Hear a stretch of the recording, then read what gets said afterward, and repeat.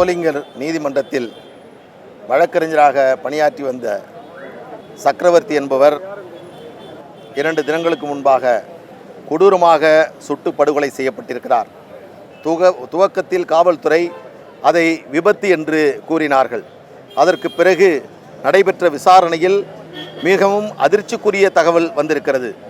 சக்கரவர்த்தி அவர்கள் சோளிங்கர் பகுதியில் சீனிவாசன் என்பவர் படுகொலை செய்யப்பட்டது அந்த வழக்கில் குற்றவாளிகளுக்கு ஜாமீன் வழங்குவதற்காக மனு தாக்கல் செய்து அவர்களுக்காக வழக்கு நடத்தியிருக்கிறார்.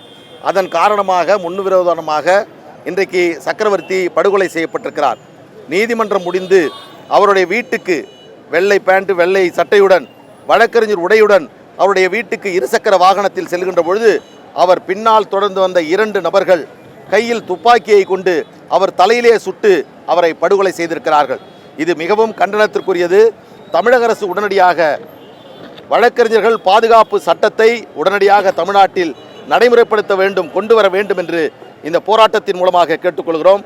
பாதிக்கப்பட்டிருக்கக்கூடிய சக்கரவர்த்தியுடைய குடும்பத்திற்கு தமிழக அரசு உடனடியாக 1 கோடி ரூபாய் இழப்பீடு வழங்க வேண்டும் என்றும் இந்த நேரத்தில் கேட்டுக்கொள்கிறோம். இந்த போராட்டம் தமிழகம் முழுவதும் நடந்து கொண்டிருக்கிறது. அனைத்து தரப்பு வழக்கறிஞர்களும் அனைத்து தரப்பு வழக்கறிஞர் சங்கங்களும் இந்த போராட்டத்தில் களத்திலே இறங்கி இருக்கிறார்கள். இந்த நியாயத்தை உடனடியாக தமிழக அரசு மேற்கொள்ள வேண்டும்.